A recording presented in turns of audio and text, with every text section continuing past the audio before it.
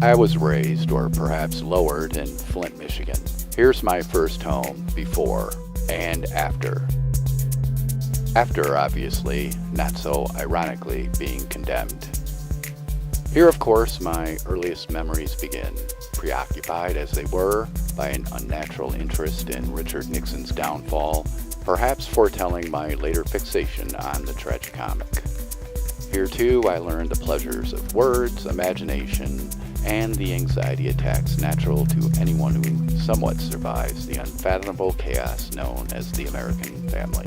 As the neighborhood evolved into a ghetto, my family joined the white flight to the south side in all our traditional bravery. There my gift for sarcasm ripened, and fortunately so, given it provided my sole defense as a longtime egghead and now 5th grade transplant.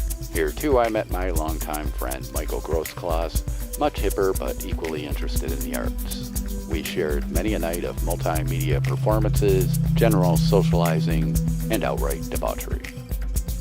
After high school, I entered Michigan State University, which had a population and environment something less than resembling the haven for curiosity I had always imagined.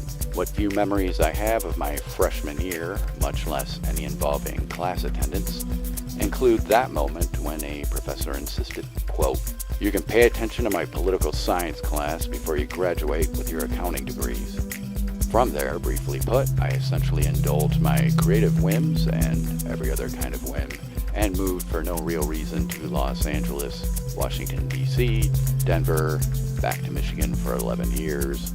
Oh, and I forgot, an abortive stay in New York City. It was during those years when I began writing seriously, completing most of my short stories and my first 3 novels. Then, for the exact opposite of reason, particularly since I'd never so much as wanted to visit the state, I found myself lost in Florida, where I completed my personal favorite of my novels, airplane novel, the story of 9/11 as told by the South Tower, and when you read it, you'll believe it. A few years later, perhaps in retribution for writing that novel, I endured a domestic terrorist attack in the form of a relationship, which created the aftermath I continue resolving as I work on my next book. A combination of novel, autobiography, and history. Once completed, it will be represented by my longtime agent, Svetlana Parako of Authors Rights Limited, fortunately unlimited enough to represent the likes of